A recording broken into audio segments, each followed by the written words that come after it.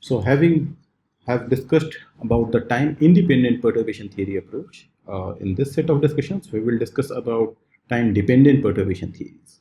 So just to revise the key aspects what we learned in the previous sessions, that the time independent perturbation theory effectively tells me about the exactness of the structure which we are dealing with. That means having considered more and more potential terms which are could be present in the Hamiltonian, that will update our knowledge of the true character of the eigenfunction and eigenvalue. So therefore, the time independent perturbation theory is an approach to know the system better. In most of the times we solve for the simplistic part of the system and then we argue that more complicated parts are subdominant. So whatever we could obtain is good enough information. However, if we want to be more precise in our understanding, we should consider all the terms in the Hamiltonian which are present. And in the time independent perturbation theory ultimately tells me about the time independent version, that is the eigenstates which do not evolve in time. How accurately do I know the eigenstates, the true eigenstate? So in a fully developed Hamiltonian where all the potential terms are present, all the kinetic terms which come from correct description of relativity come through, the true eigenstate is made up from the piece which we solved at the non-relativistic setting with a simplified potential, and then order by order we started including effects of other terms which could be present in the Hamiltonian, and the result of that, for each such perturbation Hamiltonian, the eigenfunctions get corrected in a power series of the expansion parameter lambda. So we could see a couple of examples where we updated our knowledge of the true eigenstate by expanding things in lambda. And similarly for energy eigenvalues as well, it will no longer be only the free theories, that is unperturbed Hamiltonian's eigenvalue. It would also get corrected with the parameter with which the perturbation comes about, and it will be a power series in that as well. So that is what we have learned. However, in all of this, effectively it is just telling us about the correct description of the system, but it does not tell about the dynamics in the system.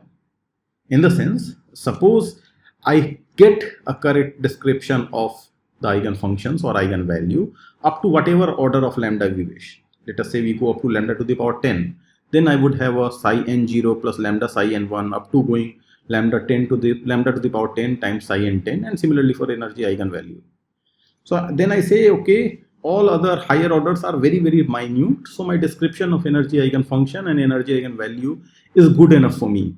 No experimental resolution is able to tell me anything beyond this 10th power of perturbation parameter. And then I want to know, if I describe my initial state as a good enough description by this power series expansion up to 10th power, then how does it evolve in time? So then I know what are the correct true eigenfunctions up to order lambda to the power 10 or 100 or whatever you wish, or in principle up to infinity as well. You truly know what is the correct eigenfunction, not only approximately. Then at time t is equal to 0, if I give my state, it will be just a superposition of all the possible eigenstates of the Hamiltonian, which would be given like this. Remember, these in are the correct eigenfunctions, the eigenfunctions coming on the left hand side, which is the true eigenfunction of the full Hamiltonian. Then if in this state at time t is equal to 0, if I ask what is the probability that the state would be found in the nth true eigenfunction, then the Born rule tells me it would be just the projection of the state along the psi n basis and mod square of that. So therefore it would be Cn mod square. At time t is equal to 0, the description is asking for a component along the nth direction, which is Cn, and therefore the probability of the system to be found in the nth eigenfunction of the correct Hamiltonian, the full Hamiltonian, would be Cn mod square. Now if I ask what is the probability that after while t is equal to capital T, what would be the probability of the same thing? What would be the likelihood the state will still be found in the eigenbasis n psi n? Then I will first time evolve it, and time evolve with e to the power minus I h t upon h bar. And since these psi n's are eigenfunction of the full Hamiltonian, This operation will just give me a phase e to the power minus I. The eigenvalue En will come here because e to the power minus I ht upon h bar acting on psi n will just give me back e to the power minus ent upon h bar and the state psi n back. So this is what happens after time evolution. So this will be a new state after time capital T. Then I ask the question, what is the probability that the state would be found after time capital T along the eigenbasis psi n? Will be the answer again projection of the time evolved state along the psi n basis and mod square of that. So this time it will give me, if I take the projection along the psi n, I will get this number, this complex number, and mod square of this will again be Cn mod square, because this being a total phase will go out of the computation, and I will get Pn of t is equal to Pn of 0. That means the probability still remains the same along the nth eigen direction. So there is no dynamics in this sense. This is time independent theory, therefore it does not bring any change. That is to say, if I initially give you a state which is Cn's are 0 for all other n's, for all n not equal to, let us say, 1. Apart from ground state, all the states are not occupied. That is, there is no projection along that. That means system is in the ground state.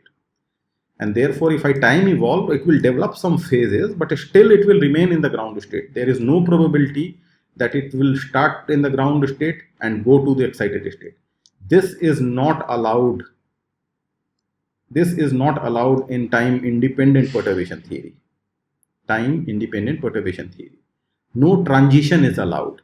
Similarly, if I started from excited state, the time independent perturbation theory is unable to bring me down. Yes? Sorry, right now I'm busy. This is about? So I will send a mail out about the time.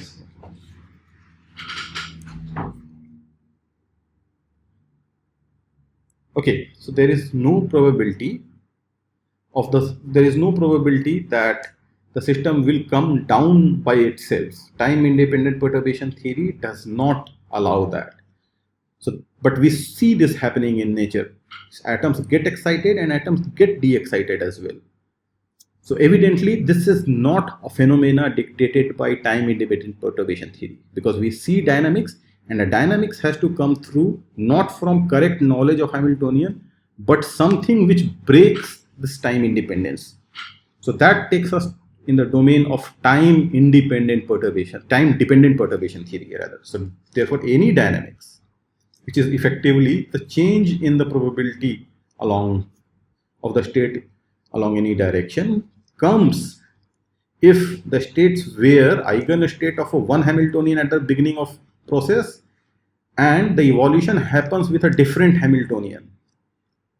So this became a total phase over here, which didn't matter at the end because of the fact that the states here are eigenstate of the Hamiltonian H here.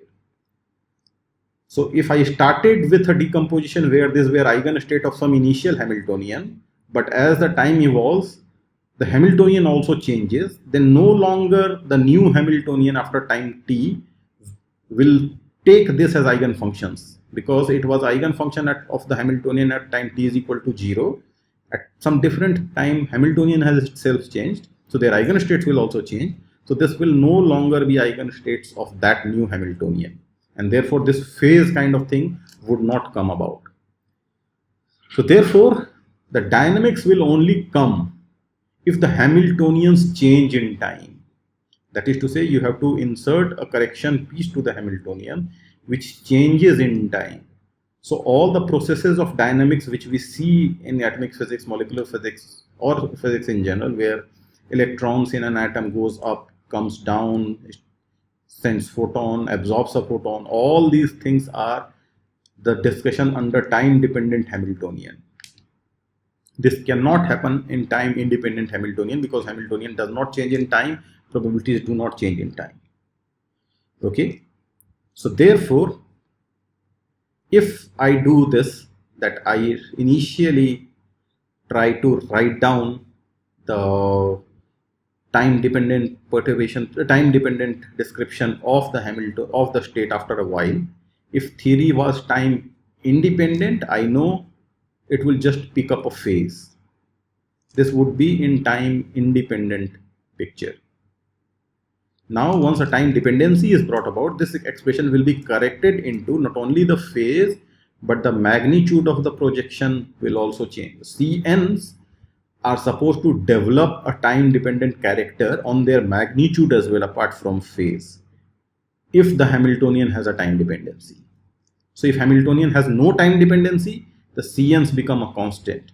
If Hamiltonian becomes a time dependent thing, the CNs will also change along time. So not only phases will change, their magnitude will also change.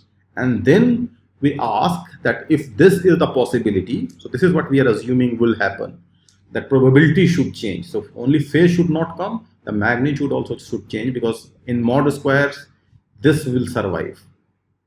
And this should better be a function of time. It cannot be independent of time if we are talking about dynamics. We need to change the probabilities of being found in this eigenstate or that eigenstate. So therefore, we are looking for a true description of the time evolved eigenstate like this. And this better satisfy the time dependent Schrodinger equation. Previously, we were solving for time independent Schrodinger equation because we were dealing with time independent theory. Time dependent Schrodinger equation will be the Hamiltonian of the system acting on the wave function, evolves it in time like this. Effectively, this is the time dependent Schrodinger equation. Now, I have known that my new description is the true Hamiltonian is h naught plus some time dependent function h of t or h1 of t.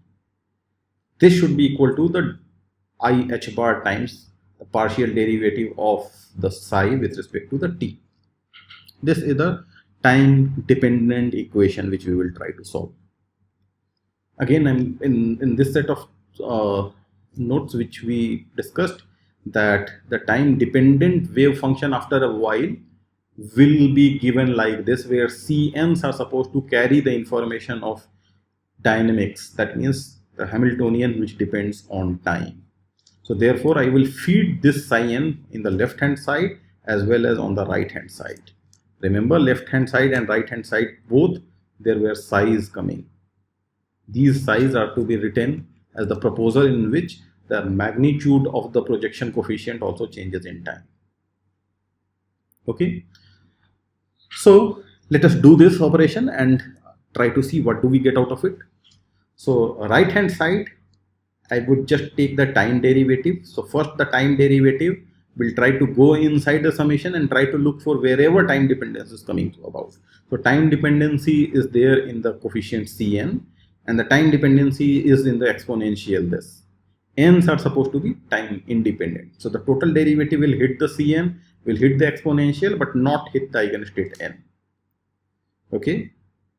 So ultimately, I'm going to get this. First derivative Cn, derivative action hits the Cn and exponential will just go for a ride, which is outside here. And in the second case, the exponential is hit upon by the derivative and Cn's just go for a ride, which are here. So ultimately, the total derivative of the wave function on the right hand side gives me an expression like this. Okay, fine. Now, secondly, if I look for the left hand side was made up from two pieces, h naught and h1 or h primed. H1, let us call it, not h prime, h1. This ends where the eigenstate of the Hamiltonian at time t is equal to 0. At time t is equal to 0, if I assume that this h1 is 0, that means I start my time dependency at time t is equal to 0 and some function comes at time t is equal to 0 and changes it. So therefore, at time t is equal to 0, these functions n are eigenfunctions of the Hamiltonian h naught. So h naught acting on n will give me En. So left hand side, first this term goes across this complex numbers and hits the state and gives me en times the state back. Fine. However, these n's are not supposed to be the eigenfunctions of h1. So h1 will also go across these complex numbers, hit the n, but this time it will not be able to give you eigenvalue times the wave function back. That was true only for h0 because n's were eigenfunctions of h0. So I am left with this expression where this is set of complex numbers multiplied with n, then set of complex number and an operator, let us call it operator, acting on the state n, and the right hand side I have set of complex number with n and another set of complex number with n. Okay, so now you see that this term, second term over here, is exactly cancel the first term in the left. Just like in the time independent perturbation theory, we were seeing that some terms on the left and some terms on the right get cancelled out, which is the unperturbed picture. Previous times, those were terms which were cancelling were things which were independent of lambda. Similarly here, these are the things which are getting cancelled out, which are independent of the dynamics, meaning at time t is equal to 0, if Hamiltonian did not change at all, then this statement would have remained true. So these two cancel out. The remaining terms are one term in the left hand side, which is the perturbation Hamiltonian h1, which is a function of our time, by the way, which is hitting the state n and then summation over all such n's, and right hand side cn dots which have appeared are getting multiplied with exponential phase and this eigenstate n. Like before, like in the time independent perturbation theory, I would want to project this equation along a specific eigenfunction. So what I do, I take mth eigenfunction and take inner product of the whole equation. I take m and bring it from the left to the whole equation, both sides. So in the left hand side, this state m will go across the complex number cn and exponential, these are complex numbers, and will go and squeeze the h1 between right hand side n and left hand side m, which I have brought about. Similarly, on the right hand side, if I take this m will go across all the complex number and will hit this n. M and n inner product will appear on the right hand side. But these are eigenfunctions of Hamiltonian h0, and h0 is supposed to be Hermitian. So therefore they are orthogonal. M and n are orthogonal. So I will get a delta mn out of it. So you see, right hand side I have a summation with some cn dot and some exponential and a Kronecker delta mn. So the n can take a value 0, 1, 2, 3, 4, 5, whatever you will, but all of those terms will be 0 unless one term n achieves the same value as m. Suppose m were 2, then here it will survive as delta 2n. That means n will only, this series will only survive for n is equal to 2. Similarly, if I multiplied from the left 3, this series will only survive for n is equal to 3, and so on. So ultimately only one term will survive from this, which will be true for n is equal to m, all other terms are 0. So therefore, I have just written the right hand side here. One term has survived when n is equal to m, which is this equation IH bar, the IH bar here. Only one term which survives, which is Cm dot, which is here, and then exponential with n is equal to m. So this is the thing which will survive in the right hand side, which now have just flipped the right and left hand side among themselves. What was previously the left hand side, the whole summations is there, and this m h1 and squeezing there. So no, here I do not know whether I am going to get a delta mn or not. I do not know that. So therefore I will leave the series as it is. So you see I have equation, IH bar is appearing over here. I can take this IH bar into the right hand side and it will become 1 over IH bar. 1 over IH bar can be written as a minus iota upon H bar. So 1 upon iota times H bar is also equal to minus iota upon H bar. So this is minus iota upon H bar. Then this summation. In this there are all terms present. N is equal to 1, 2, 3, 4 up to infinity. Actually minus infinity to infinity you can say.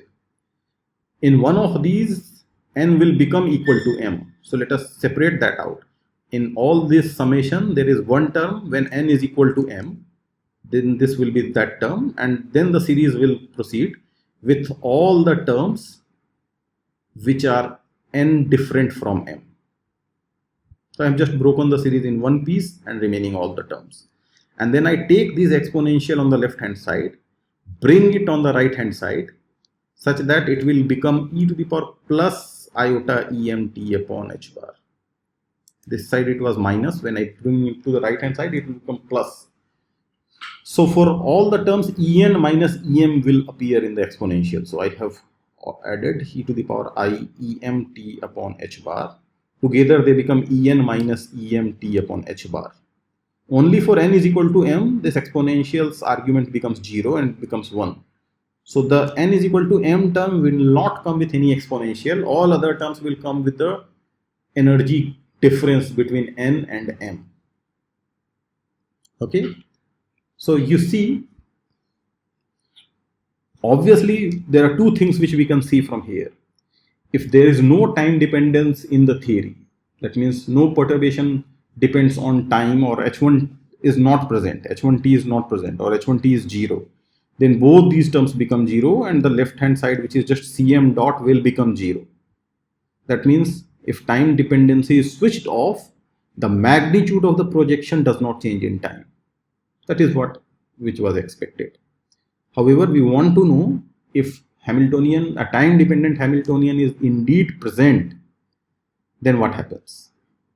So then we can try to look for the solution in a perturbative iterative order. It will become more clear if I just take a specific case and try to know what is the answer. So you see, I am trying to get the rate of change of mth projection coefficient Cm. It depends upon what it was, Cm, and it depends upon what other Cn's were as well.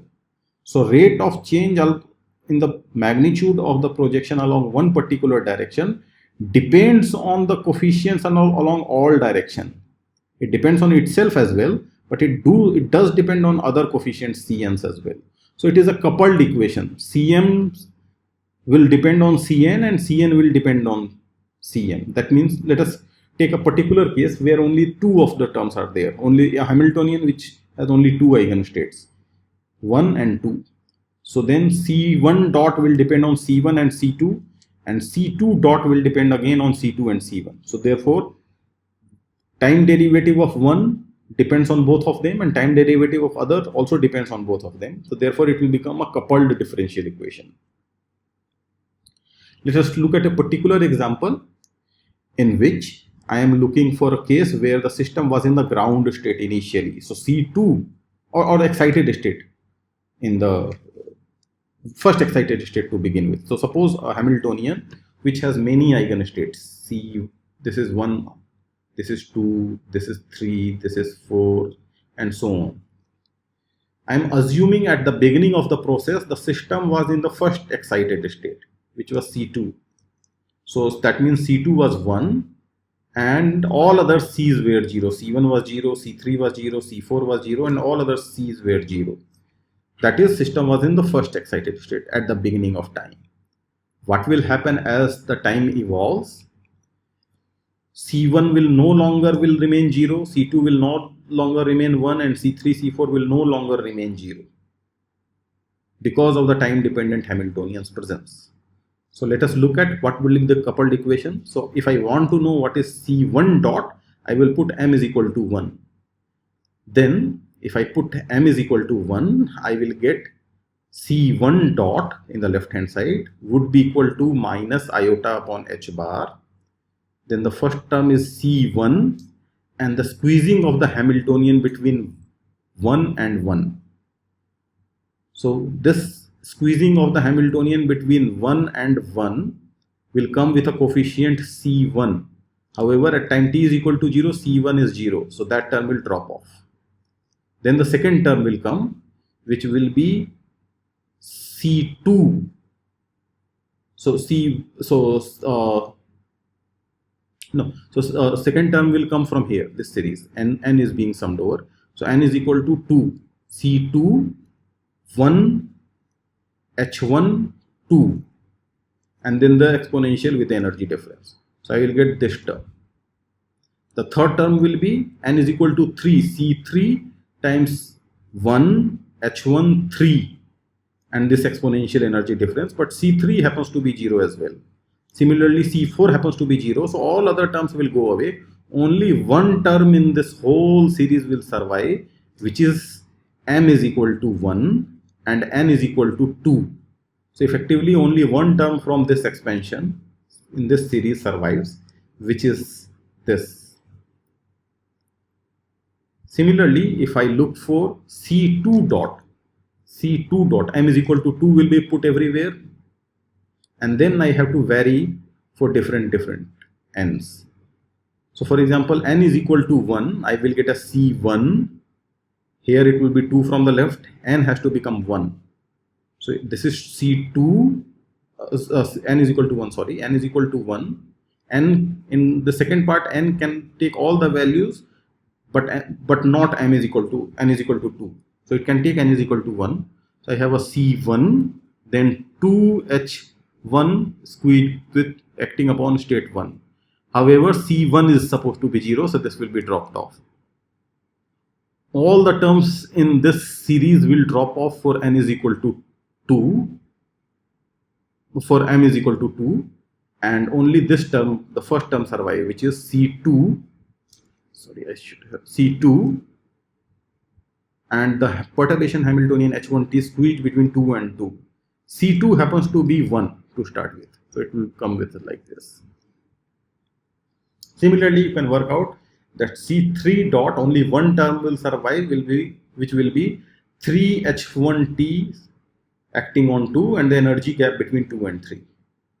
So these will be the set of coupled equations which will be true at time t is equal to 0. So at time t is equal to 0, the coefficients have taken these values. All c's are 0 but for C2 is equal to 1, but their time derivative have taken this value at initial time.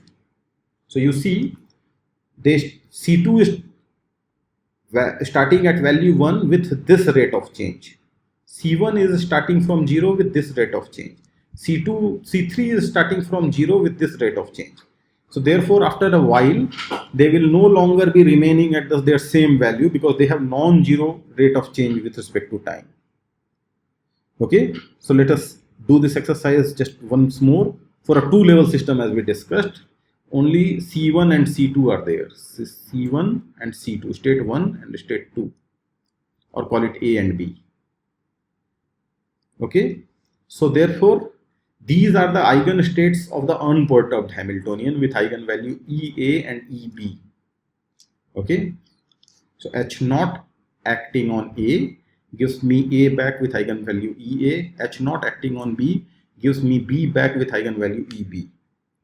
And then I insert a time dependent perturbation H1, which has this metric structure in the basis AB. So in the basis AB,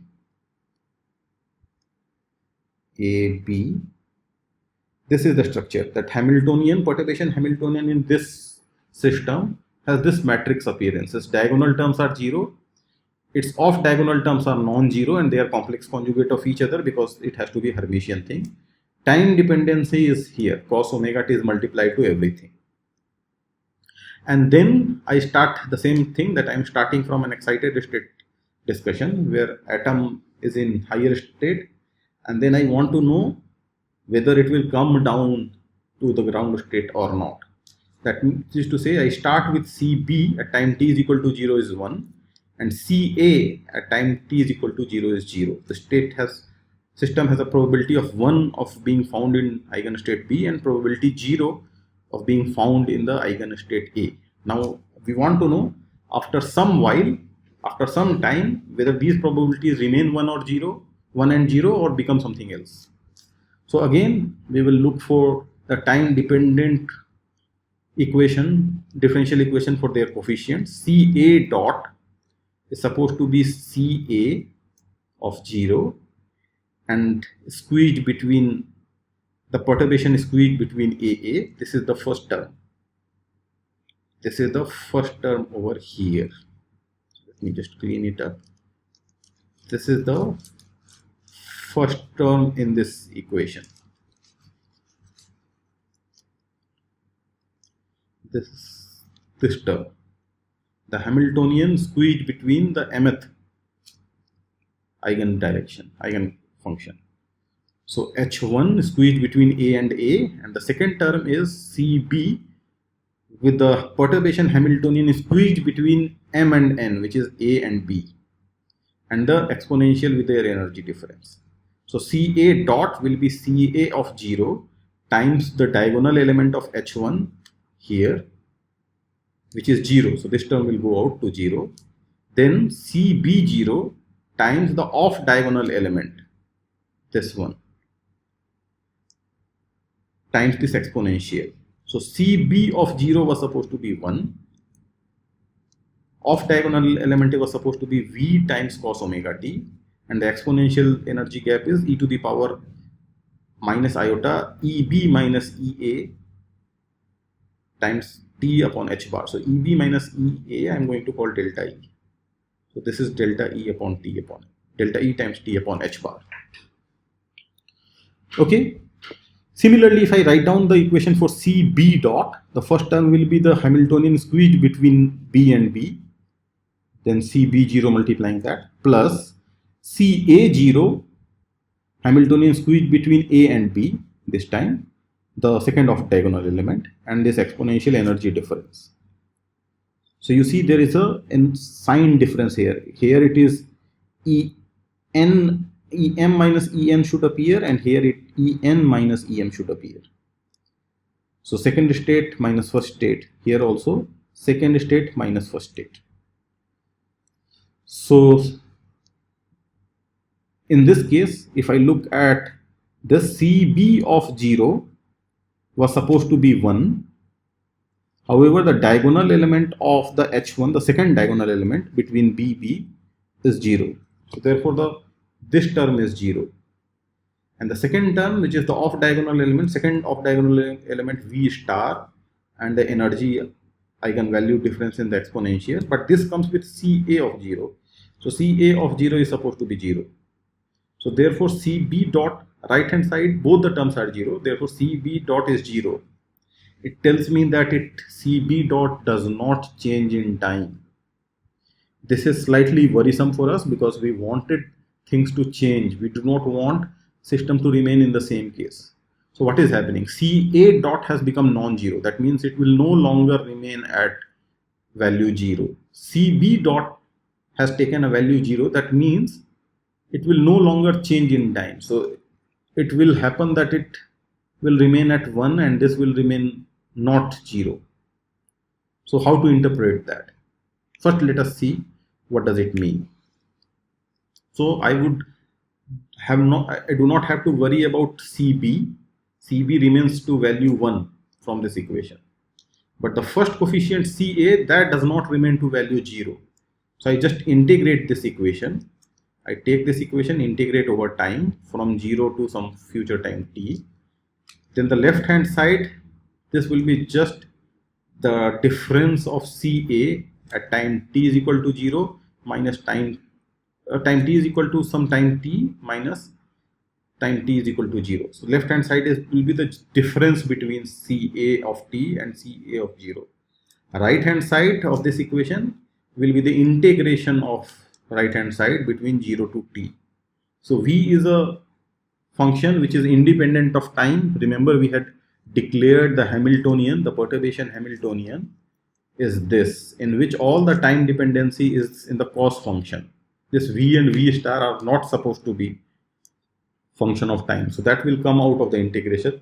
Inside I will be left with cos omega t and e to the power minus I delta E t upon h bar here. Now one can do this integration fairly straightforward, in a fairly straightforward manner. That is to write down cos omega t as e to the power I omega t plus e to the power minus I omega t divided by 2. If I write it like this, this integration will become sum of two terms, one with first exponential combining with the exponential here, and then the second exponential of the cos combining with this exponential here. So I will get these two terms with a extra 2 coming from the denominator of cos. So therefore, the expression which I wanted, what is the value of Ca of t at a time away from 0, this boxed equation tells me that Ca of t will no longer remain 0, it will become non-zero if this integral is non-zero. So one can compute this integral. This is again a straightforward exercise. Exponentials integration are very simple to do.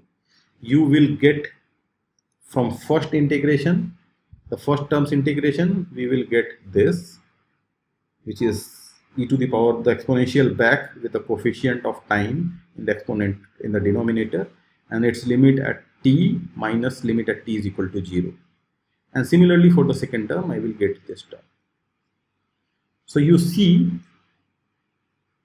that the Ca of t has become non-zero. It has taken this value. One can further simplify by calling this delta E upon h bar as some frequency capital omega. This is the frequency gap between the two level system. And then using the fact that this object over here or over here, they have a structure like e to the power ix minus 1 divided by ix. Here the x happens to be omega minus capital omega, and here the x happens to be omega plus capital omega, but both of them have the similar structure. And this e to the power ix minus 1 divided by ix can simply be converted into e to the power ix by 2 and then sinc function of x by 2. Sinc meaning sinc is sine x upon x. In this case I am getting sinc x by 2, sin x by 2 upon x by 2. So that means this term can be written as a sinc function, and this term can also be written as a sinc function with e to the power ix by 2 multiplying individual sincs. So in this case x was omega minus capital omega, so therefore this will become e to the power I omega minus capital omega by 2, and then the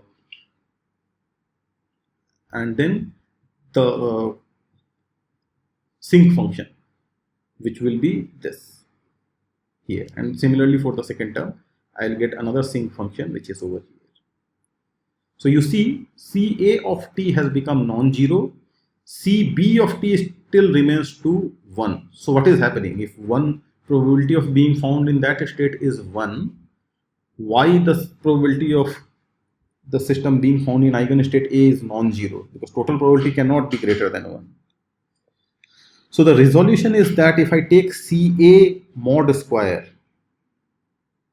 then you see this whole thing will get mod squared, and therefore I will get an answer which is v square, h square, v square by 4, and then the box which is inside that mod square. But you see it is quadratic in the v. It is answer quadratic in v. However, when I tried to compute Cb of t was trying to get me an answer. This was supposed to be v star. It so happened that it was 0. That's why Cb dot was supposed to be 0. So Cb dot is 0 at time t is equal to 0 only. That means if I go slightly away, then Cb dot at a time slightly away would depend upon Cb at time t times the diagonal value h1b plus Ca at time t with e to the power minus I delta E upon t upon h bar and off diagonal element of h1 between b and a. So Ca of t will not become 0. Ca of 0 was 0. Ca at time t is equal to 0 was 0, but Ca at any arbitrary time is not 0. So Cb dot will become non-zero at a future time. At time t is equal to 0, it starts with value Cb is equal to 0 and Cb dot is equal to 1. Cb is equal to 1 and Cb dot is equal to 0. At a future time, I have seen that CB dot will not be equal to 0. Therefore, CB will be different from 1 by a tiny amount, and that tiny amount is order V square. Whatever this loses, CA has to gain. So CA is gaining at the order of V. CA mod square is gaining at the order of V square. So therefore, in the linear order of H1, this CBT is 0. But if I want to be higher order in H1, that means I go to future and future time, CA will no longer remain 0, and therefore CB will no longer remain 1. So therefore, I just, in this expression when I wrote down these quantities, where I claimed that CA dot is this thing and CB dot is 0, this is truly true at t is equal to 0. At a future time, I have to supply what is the value of CA and CB at a future time. That means at time t is equal to 0, it remains 0, but if I go for t is equal to some small t primed, then this will become t primed here and t primed here. And I know from the integration that at a future time CA no longer remains 0, therefore this term will no longer remain 0. And CB dot will turn alive. So CA starts building from 0 upwards, it will become larger and larger, no longer it will remain 0. And CB will start becoming different from 1. So initially it was like this. After a time t, it will have some lesser probability of being found in excited state. So this was CB is equal to 1 and CA is equal to 0. After a time t, both of them will have non-zero probability. It would be higher, it would be something 1 minus some V mod square times some integration which we had done, and this will be mod V square times that integration. So you see it will become slightly less than 1 and this will become slightly over 0. So therefore, under this perturbation theory approach, time dependent Hamiltonian approach, effectively the off diagonal term and the diagonal term both decide, undergoing the integration, that we have to integrate this quantity, how much the rate of change would be. Okay, in the two level case and in this particular example, we had taken a particular Hamiltonian whose diagonals were 0. This was my construction, and off diagonals were this. Therefore, only off diagonal terms decide what would be the rate of change of CA and CB both. They will all be proportional to V. Remember, V is the off diagonal term. So off diagonal terms of this Hamiltonian decides what is the rate of the growth of the coefficient of CA and what is the rate of the decay of the coefficient CB. So ultimately, the Hamiltonian along with the temporal part was cos omega t, which we wrote, temporal part of the Hamiltonian was cos omega t, which we wrote as two exponentials, e to the power I omega t and e to the power minus I omega t. Therefore, this integration came. But suppose it was not cos omega t but some other function, then that function would get multiplied with the exponential of energy gap upon h bar times t prime, and that integration one has to do.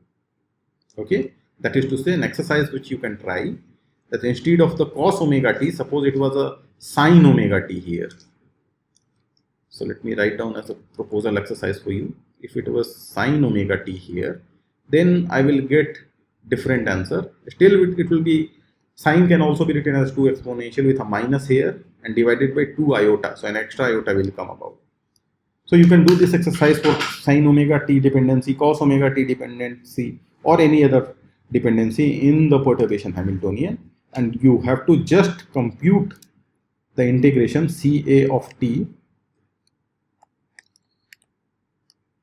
which is here or here rather, and Cb of t will be obtainable at a future time while feeding the value of CAT here.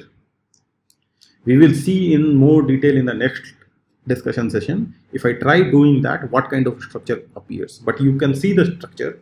CA starts building up from its initial value via this integration. Once it has built up to some value CA of t, it will go and start disturbing the evolution of CB dot.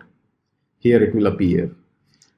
Okay, and you see here it was this integration when I was writing for CA dot, CB was appearing here, which was the surviving integral. So here it was a CB. So we had assumed it is 1, but at a future time it will no longer be 1. It will be different from 1. How much different from 1? This integration will tell us. So ultimately you see a coupled equations structure is coming about, that CA of t depends, its time derivative depends on CB, and CB's time derivative depends on CA. So they are mutually affecting each other. In the next class, we will discuss about this and put things in more clear perspective to see how these coupled equations work. Okay, so let us stop here for today.